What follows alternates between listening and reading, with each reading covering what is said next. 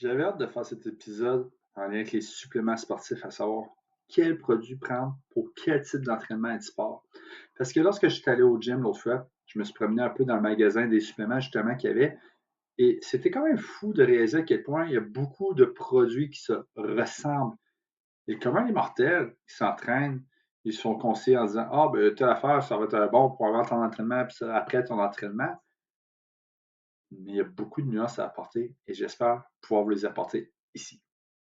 Mon nom est Charles Harcourt, ça fait plus de 10 ans que je t'accompagne au quotidien.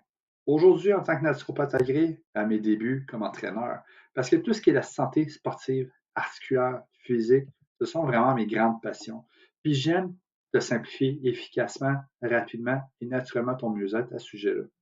Je ne suis pas médecin, nutritionniste ou autre, donc c'est certain si tu as des problèmes, des ordres, médicaments ou autres, assure-toi que ce soit compatible. Jase avec ton professionnel avant d'appliquer quoi que ce soit. Tout d'abord, les suppléments sportifs, je les mettrai en deux catégories. Ceux qui vont t'aider à être plus en santé et ceux qui vont t'aider à performer. Un n'empêche pas l'autre, mais il faut que tu sois en bonne santé avant de performer. Parce que performer, à proprement dit, c'est dépasser tes capacités naturelles pour en faire plus. Lorsqu'on parle d'être en santé, l'avantage premier au niveau de l'entraînement, au-delà de dire que naturellement tu performes bien puis tu te sens bien, c'est aussi de prévenir les blessures.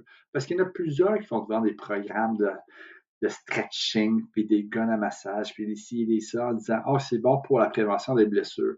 Mais la réalité est que même si tu peux voir certains bienfaits dans l'immédiat ou à court terme, l'impact sur la prévention des blessures reste quand même modeste à côté de ces 5 facteurs suivants. Le premier va être la récupération. Ça va inclure le sommeil là-dedans. Tu vas avoir aussi l'alimentation, l'hydratation, pardon, la gestion du stress et évidemment le mouvement qui va être le sport.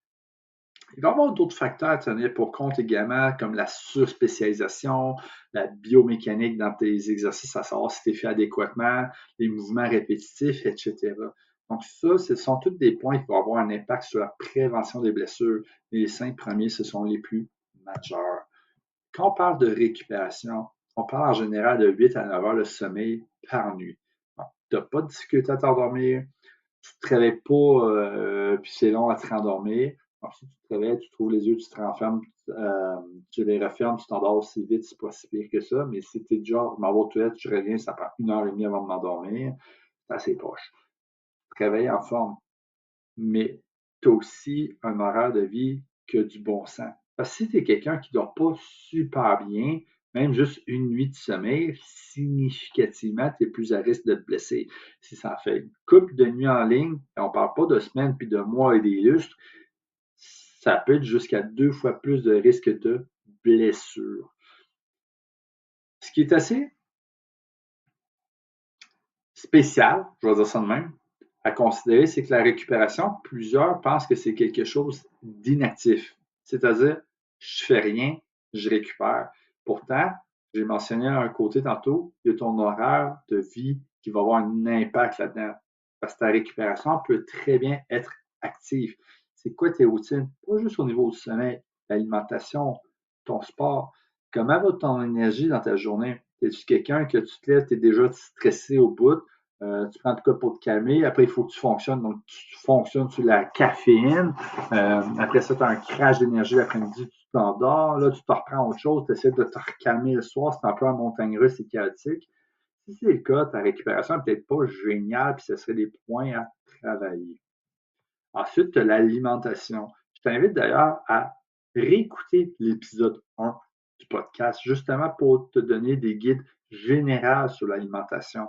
Parce que si tu ne manges pas super bien, tu ne manges pas suffisamment, c'est comme de dire, ben, je peux mettre 100 $ d'essence à un prix fixe, qui serait tout le temps fixe, disons, pour remplir mon auto. Avec 100 $ je peux faire plus que l'aller-retour Québec-Montréal. Mais si tu te dis à chaque fois, je vais en mettre moins, puis en mettre moins, puis en mettre moins, à un moment donné, tu ne seras plus capable de faire l'aller-retour. Ben, c'est un peu ça le déficit calorique aussi. Parce que le déficit calorique, au même titre que les excès caloriques, peuvent t'aider temporairement à accélérer ton processus sur certains points. Mais moi, une approche que j'aime vraiment mettre de l'avant, c'est de dire, c'est pas de dépenser ce que tu as mangé, c'est de manger ce que tu as dépensé. La nuance, c'est la suivante. c'est que si tu donnes à ton corps ce qu'il faut pour performer, tu vas avoir des résultats. Si tu ne donnes pas ce qu'il faut à ton corps, il ne performera pas aussi bien. Donc, vaut mieux performer plus que pas assez. D'ailleurs, dans certaines études super intéressantes, ils se posaient la question en termes de résultats, sa composition corporelle, la santé hormonale, etc. Quoique la composition corporelle restait sensiblement la même en termes de perte de gras, en termes de poids, je vais plutôt dire ça de même, mais la composition de gras, de muscles et la santé hormonale était beaucoup plus intéressante dans le groupe qui bougeait plus et mangeait légèrement moins que ceux qui bougeaient moins et qui mangeaient beaucoup moins.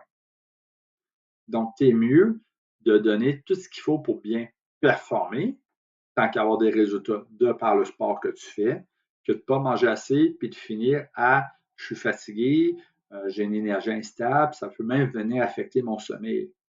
Puis ça, c'est en essayant de continuer à performer dans le gym, puis en ayant moins de résultats, en étant moins capable de lever comme avant parce que tu es trop fatigué. C'est un peu un cercle vicieux comme situation. Donc, ça ne veut pas dire que tu ne peux pas avoir un léger déficit calorique pendant un certain temps, mais tu ne peux pas être éternellement en déficit calorique. Donc, tu veux te nourrir pour performer. Et ça va de même aussi avec la santé digestive. Parce que si ta santé digestive ne va pas super bien, tu auras beau faire attention à ton alimentation et combien tu manges, mais si tu ne l'assimiles pas, ça ne va pas super bien. Il y a l'hydratation aussi qui est dans le décor. 2-3 litres d'eau par jour.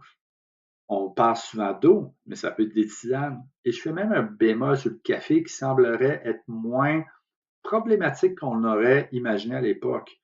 On peut même faire des sortes de smoothies où est-ce que tu laisses macérer dans ton eau des fruits, des légumes, que ce soit des bleuets, du melon d'eau, du concombre, de la menthe, etc. Donc, non seulement c'est plus agréable à boire, mais si tu mets par exemple du melon d'eau, tu vas chercher plus d'eau, plus de vitamines. Tu vas avoir même une source de citrulline dans le melon d'eau. Tu vas mettre du céleri, du sodium qu'il va y avoir. Parce que les électrolytes, c'est aussi important à aller chercher. C'est pas juste de boire de l'eau plate puis d'acide, puis j'espère que tu as une bonne alimentation et tu sers de façon équilibrée parce que tes électrolytes vont être importantes pour la bonne hydratation de ton corps. Parce que les électrolytes vont, oui, avoir une fonction au niveau de ton cerveau, de ton cœur, de tes muscles, mais également de s'assurer d'avoir un bon équilibre dans ton eau entre ton sang et tes cellules, entre autres.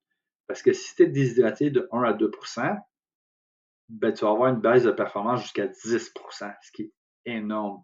Puis en plus, avec le sport, c'est que tu perds beaucoup d'électrolytes, surtout sodium, potassium, puis en moindre mesure, magnésium, calcium.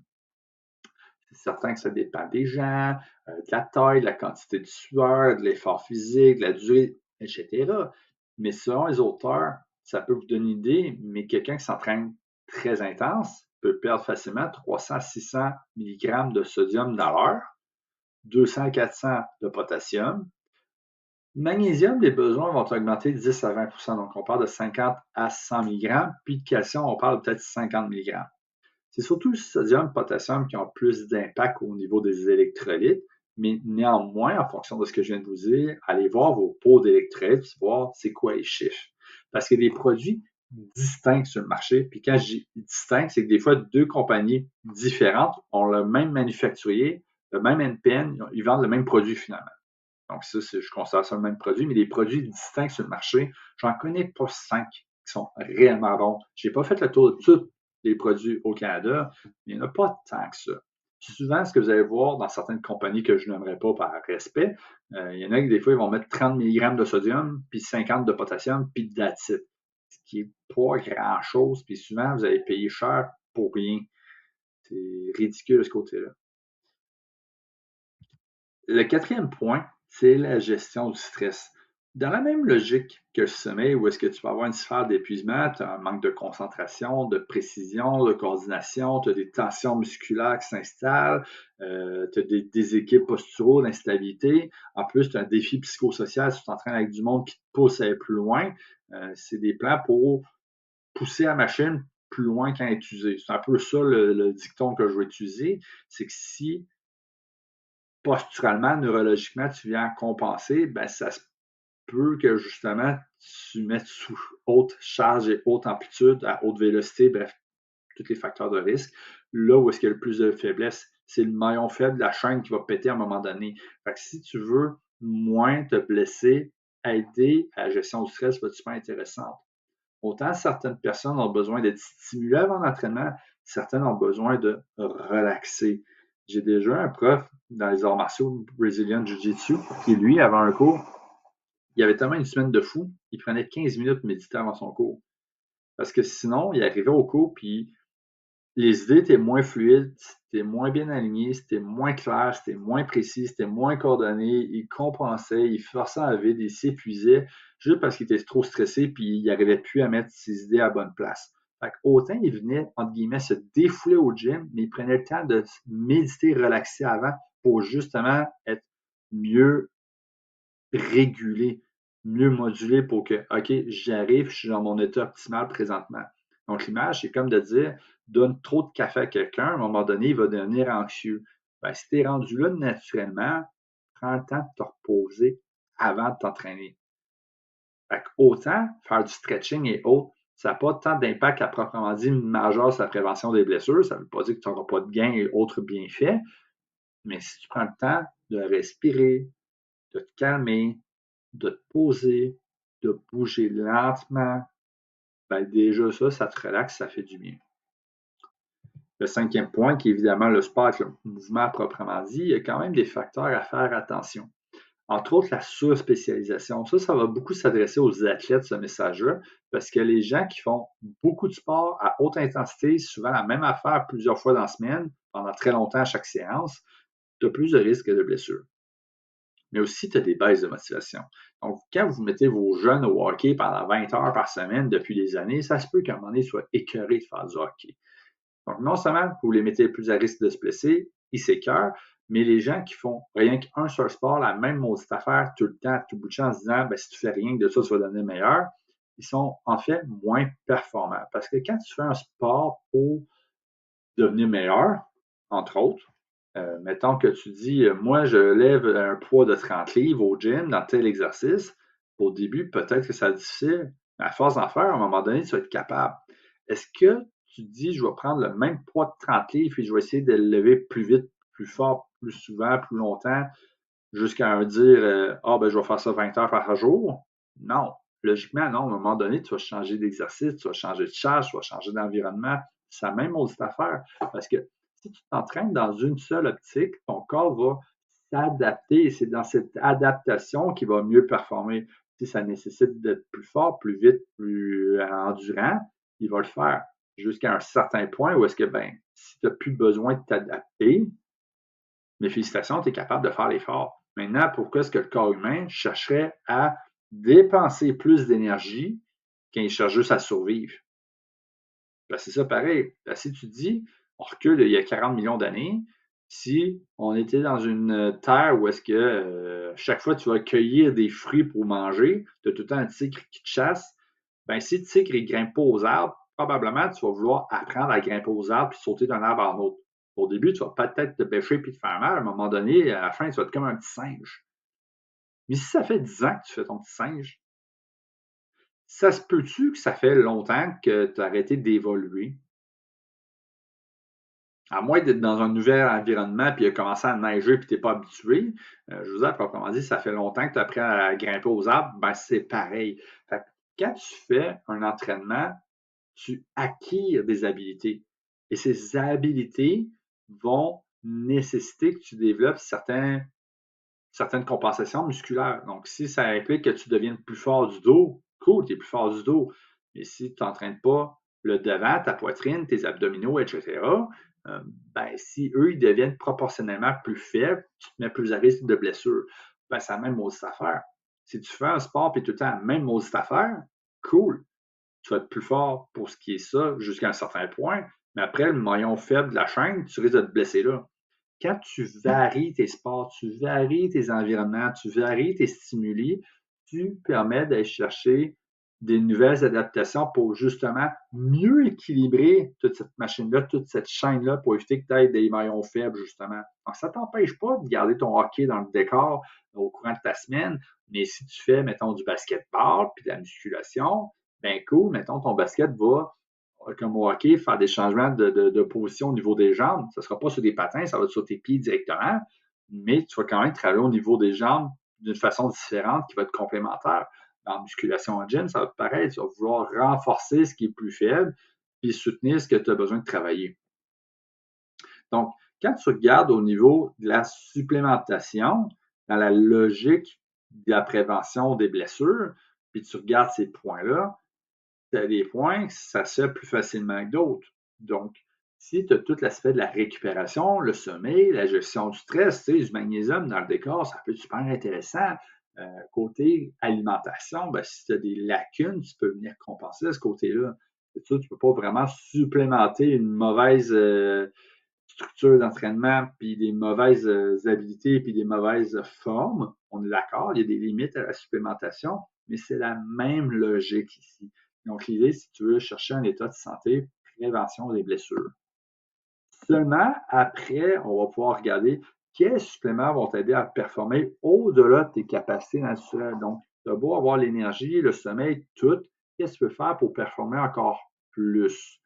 Pour mieux t'aider à choisir quel type de supplément choisir, je te propose une méthode en 2 étapes. La première, c'est de déterminer ton type de sport, savoir si c'est un sport anaérobique, c'est-à-dire un effort de 1 minute ou 2 ou moins, ou des efforts à un sport aérobique qui dure plus que ça. La deuxième étape, c'est de déterminer l'effet souhaité. Exemple, si tu veux prendre de quoi avant pour un stimulant, pendant pour mieux régulariser ton énergie, faire un effet anti-fatigue ou après pour mieux récupérer, on va pouvoir mieux choisir conséquemment. Si je fais un retour sur les sports anaérobiques, on peut penser par exemple au powerlifting. Powerlifting, c'est grosso modo si tu lèves la charge la plus lourde qui soit possible entre 1 à 5 répétitions. Ça ne dure pas 1 minute d'effort, tout ça, mais tu es à haute intensité. Bobsleigh, football, sprint de courte distance, c'est des sports qui vont durer quelques secondes. Dans certains cas, tu as quelques minutes ou plusieurs minutes de récupération. Au football, c'est quelques secondes, tu recommences, quelques secondes, tu recommences, puis à un moment donné, tu as quelques minutes de break. Bobsleigh, c'est la même affaire, c'est que tu sprints puis tu forces très très fort, puis après, ben, tu te laisses glisser en bon québécois. Donc, tu as des sports qui, l'effort ne durera pas longtemps. Un peu plus longtemps, tu peux avoir le bodybuilding. Donc, les gens qui sont en musculation, qui font souvent des séries de 8 à 12 répétitions, c'est souvent du 45 secondes, 1 minute d'effort à peu près. Les sports aérobiques, c'est typique soccer, basket, la course, genre marathon, du vélo, des affaires qui durent plusieurs minutes en ligne, voire des heures. Puis tu as les entre-deux, des fois que c'est pas toujours évident, comme les sports de combat. Parce que les sports de combat, c'est pas juste dire on se tape sur la gueule à haute intensité le plus possible pendant 10 minutes de temps. C'est pas ça. Il y a des périodes où est-ce que tu vas travailler, tu vas forcer très fort, tu vas être très explosif, mais ça va durer peut-être l'instant de 1-2 secondes. Après ça, tu vas travailler tes positions pendant plusieurs secondes, tu vas changer. Donc, c'est très variable comme type d'énergie. Donc, là-dedans, c'est un peu plus difficile des fois de cerner exactement ce que tu as besoin, mais en même temps, ça va être un peu un entre-deux. Donc, autant ça va bénéficier de ceux qui peuvent t'aider en anaérobie que ceux en aérobie. Maintenant, pourquoi je te parle de la différence dans les sports anaérobiques versus aérobiques, c'est que quand tu regardes la dépense énergétique de ton corps, tu as plusieurs systèmes d'énergie. Au début, les sports de très courte durée, comme du powerlifting, ça va être de l'ATP et de la créatine phosphate que tu utilises. L'effort est tellement intense, mais tellement court, que tu n'as même pas le temps de gruger dans tes réserves de glycogène musculaire. Par contre, si tu fais un sport un peu entre les deux ou un peu plus longtemps, donc mettons anaérobique lactique. Donc, tu n'es pas encore aérobique, mais tu n'es pas loin. Comme les gens en musculation. Donc là, tu vas vraiment gruger dans tes glucoses, dans ton glycogène musculaire, comme les gens en bodybuilding, par exemple. Si tu fais des sports aérobiques, tu vas utiliser ton oxygène pour dégrader tes glucoses et tes gras pour en faire une source d'énergie. Quand tu comprends ça, tu réalises que selon le type de sport, les besoins ne seront pas les mêmes. Si tu as un sport anaérobique, tu as besoin d'un état neural qui est optimal. Tu as besoin de bien fonctionner. À la limite, la créatine monohydrate pourrait s'avérer intéressante pour saturer tes réserves en créatine. Mais si on regarde au niveau alimentaire, ton effort est tellement pas long dans du power building, du powerlifting, tu pourrais même ne pas bénéficier de ce qu'on appelle des cheat meals. Genre, tu sais, les sports qu'on dit mange et passe la veille, là, parce que tu gruges même pas dans tes réserves de glycogène. Fait que si tu fais un excédent cheat meal, non seulement tu vas pas tant bénéficier que si ta digestion prend le bord, ça se peut que tu fais le tout croche le lendemain. Si tu as des efforts anaérobiques lactiques, comme par exemple bodybuilding, justement, où est-ce que tu fais beaucoup d'efforts, tu utilises tes réserves de glycogène musculaire, si tu viens, entre guillemets, pas les vider complètement, mais beaucoup avec l'effort, oui, là, tu pourrais bénéficier effectivement de peut-être de temps en temps un cheat meal pour refaire tes réserves de glycogène musculaire. À proprement dit, si tu t'entraînes sur une base régulière, tu n'aurais pas besoin de cheat meal, juste besoin d'un bon équilibre au courant de ta semaine. Mais des fois, il y a des gens qui, en fonction de certaines compétitions, euh, par exemple, quand ils vont sur le stage de bodybuilding pour avoir des figures, il peut y avoir un jeu de déshydratation puis d'alimentation pour mieux paraître, justement. Mais il y a des sports où est-ce que avoir un cheat meal la veille va t'aider à remplir tes réserves de glycogène musculaire, surtout si tu t'entraînes beaucoup récemment. Les sports aérobiques, oui, tu peux prendre un peu de glucose, mettons, des sources de glucides avant l'entraînement, mais pendant l'entraînement va être super intéressant, surtout pour les efforts qui vont durer des heures de temps. Donc, quand tu t'entraînes, mettons, dans les arts martiaux, ou tu fais de la musculation 1 heure, oui, tu peux être fatigué, but deal with it, je veux dire, ta séance est finie. Si tu fais une séance de 2-3 heures de vélo, puis tu y vas quand même relativement assez intensément, ben ça se peut qu'au bout d'1 heure, regarde, tu es fatigué, tu commences à manquer de jus, puis prendre des sources de glucides rapides va t'aider à remonter tes réserves d'énergie parce que justement, tu en as encore un bon bout à faire. OK, fait que là, déjà, on comprend qu'il y a une nuance à apporter que, ben, ça me sert à rien de prendre des réserves de glucides rapides si mon entraînement ne dure même pas 30 minutes d'effort. Pas que tu ne pourrais peut-être pas en bénéficier, mais tu n'en auras peut-être pas autant besoin. Au même titre que l'inverse, c'est vrai. Si la créatine monohydrate t'aide super bien à tes entraînements de musculation, ben, elle ne te servira pas tant quand tu vas venir faire un marathon.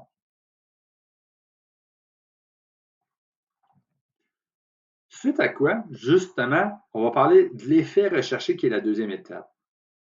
Il y a certains suppléments qui vont être très versatiles et d'autres qui vont l'être moins. Comme si je cherche un produit avant l'entraînement, comme stimulant, overall, caféine, je ne me trompe pas trop. À condition que ce soit bien toléré, que ce ne soit pas un excédent, idéalement si ça ne t'empêche pas de dormir, tu sais. Et c'est quand même assez versatile. Mais par contre, selon si c'est un sport anaérobique ou aérobique, les autres types de suppléments conseillés ne seront pas les mêmes. Par exemple, pour un sport anaérobique, c'est drôle comment pourquoi je vais le placer dit avant, mais la créatine monohydrate va être super intéressante. Pas tant comme pré-workout à proprement dit, mais c'est plus dans l'idée que si tu prends de la créatine monohydrate, tu en prends pendant 1 mois à 5 grammes par jour pour venir saturer tes cellules en créatine. Ben, si tu arrives avant ton entraînement, puis tes cellules sont saturées en créatine, tu vas bénéficier beaucoup plus de ton entraînement. Pourquoi? Parce que tu vas être plus puissant, tu vas retarder la fatigue, tu vas mieux récupérer. Par contre, pour les sports aérobiques où est-ce que tu ne te sers pas tant de ta créatine phosphate, comme si tu fais un marathon, ben eux, pour les sports aérobiques, tu as beaucoup plus d'intérêt à mettre l'emphase sur l'oxyde nitrique pour aider à une meilleure circulation sanguine, une meilleure oxygénation. Donc, tu peux mettre l'emphase sur de la betterave, la citrulline, l'arginine, ou en moindre mesure, moins efficace, mais pas fou pareil, astaxanthine ou autre source d'antioxydants dans le genre. Fait que déjà, dire, OK, ben, si je fais un marathon, j'ai peut-être pas d'intérêt à prendre la créatine monohydrate, mais si je fais du powerlifting, je vais peut-être pas tant bénéficier de ma citrulline non plus. Il va y avoir des zones grises parfois entre les deux, surtout selon les sports, mais déjà, ça donne une idée. Si tu fais de la musculation standard, ça ne veut pas dire que tu ne pourras pas bénéficier de ta citrulline pour une meilleure oxygénation, surtout si tu fais des efforts de longue durée. Mais si tu es rendu que tu es dans une période de programme où est-ce que tes séries, c'est des 5 répétitions, peut-être tu vas en bénéficier, mais tu vas bénéficier beaucoup plus de la créatine monohydrate rendue là. Si tu cherches de quoi plus pendant l'entraînement cette fois. Donc, c'est pas tant de dire je cherche un stimulant pour mieux performer mon entraînement, c'est pendant. Je veux être sûr de ne pas avoir des baisses d'énergie. Je veux vraiment éviter l'effet fatigue. Les électrolytes vont être super intéressants ici, justement, dans la mesure que tu sues beaucoup. Tu ne veux pas te déshydrater. Donc, ça, c'est assez versatile. Un peu comme pré-workout à la caféine, mais là, pendant et pour ton entraînement, les électrolytes, tu ne te trompes pas trop. Encore une fois, tu as des nuances entre tes sports anaérobiques et aérobiques. Anaérobique, pour les efforts de moins de 10 minutes, encore plus les efforts de moins de 4 minutes, la bêta-alanine va être super intéressante. Un peu comme la créatine, c'est un supplément qui prend du temps à s'installer, mais qu'une fois est installé, il y a beaucoup de bienfaits, puis c'est une des substances les plus étudiées pour le sport. Tu peux aussi avoir des sources de glucides rapides avant pour être sûr d'avoir bien de l'énergie, mais grosso modo, c'est à peu près ça. Alors que les sports aérobiques, oui, les électrolytes vont être super intéressants, mais je mettrais beaucoup plus l'emphase sur l'aspect nutritionnel. C'est-à-dire, oui, tu peux aller chercher des acides aminés comme des AAA, des BCAA, mais je mettrais des sources de glucides rapides. Donc, quand tu sais que tu as des efforts à faire pendant 1 heure, 2 heures, 3 heures, ben, tu peux te prendre un 30-60 grammes de glucides à l'heure si tu veux pour être sûr d'avoir de l'énergie. Si tu commences à fatiguer puis tu ralentis, mettons que tu dis je fais un 100 km de vélo, quand tu commences à ralentir, ça te prend de plus en plus de secondes par minute, par kilomètre, je veux dire. Ben, ça va de plus en plus long avant d'arriver à destination. Donc, si tu remplis ta réserve d'énergie de te vider, ben, ça va t'aider à maintenir ton niveau d'énergie. Ce que dans les sports anaérobiques, des fois, tu n'as pas le temps de vider complètement. Donc, ça ne vaut pas nécessairement la peine quand tu fais un entraînement de 45 minutes de prendre des sources de glucides rapides. Ça ne veut pas dire que tu ne peux pas en bénéficier, et tu n'en bénéficieras peut-être pas autant que si tu avais 3 heures d'entraînement à faire. Pour ce qui est après l'entraînement, encore une fois, je mettrai en force sur l'hydratation, les électrolytes. Je m'assure de ce côté-là que la récupération, sommeil, gestion du stress, etc. va bien. Mais là où est-ce que je ferais peut-être deux points intéressants. Le premier, c'est le côté alimentaire. C'est que après l'entraînement, pendant longtemps, on a souvent entendu parler du mythe de la fenêtre anabolique avec les protéines. Ce qui n'est pas vraiment véridique parce que tant que tu as suffisamment de protéines dans ta journée, ça va. Par contre, ta sensibilité aux glucides va être géniale. Donc, dans les sports anaérobiques, lactique, pardon, euh, anaérobique, lactique, c'est ça. Donc, mettons les sports de musculation comme le bodybuilder, si tu vides tes réserves de glycogène musculaire, puis tu prends des sources de glucides rapides tout juste après ton entraînement, non seulement tu vas aider à faire des réserves de glycogène musculaire rapidement, mais ça va t'aider aussi à mieux stabiliser ton énergie. Si tu es dans des sports comme du powerlifter, ben peut-être tu vas être fatigué, entre guillemets, neuralement après ton entraînement, mais tu n'auras pas tant vidé tes réserves de glycogène musculaire. Donc, si ça fait partie de tes calories, cool, mais c'est ça. Pour les sports aérobiques, si tu es vraiment fatigué, oui, tu peux te prendre de quoi tout de suite. Sinon, tu peux prendre des sources de glucides plus complexes. Donc, au lieu de prendre, mettons, des fruits ou du sirop d'érable ou des affaires de même, ben, tu vas peut-être être plus sur des féculents pour justement avoir un effet un peu plus constant pour le restant de ta journée pour avoir de l'énergie. Donc, ce n'est pas quelque chose qui va nécessairement presser. Côté supplémentation, je vais plus mettre l'emphase sur la récupération physique slash gestion articulaire inflammatoire. Donc, si tu as de l'inconfort après l'entraînement parce que tu es fatigué, tu as forcé fort, c'est normal. Mais si tu as des bobos parce que tu as des blessures chroniques, ben, ça peut être intéressant de considérer des fois de la cerise, du gingembre, du pain maritime, de la staxanthine, du curcumine ou autre, voire même du NEM, du collagène pour aider à la récupération articulaire.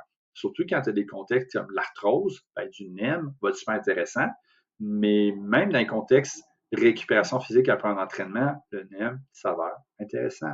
Donc, les après, je dirais, c'est surtout l'aspect, entre guillemets, glucides, protéines, je mettrais de l'emphase, ou récupération si tu as des blessures ou si tu as de la misère avec ton sommeil. Mais avant et pendant, on peut voir clairement une distinction selon les types de sport et d'entraînement que tu fais. J'espère que cet épisode va t'avoir aidé à faire des meilleurs choix éclairés sur tes objectifs, sur les types de sport et d'entraînement que tu fais. Si tu as aimé ça, pense à t'abonner et j'espère que tu vas apprécier le prochain épisode également.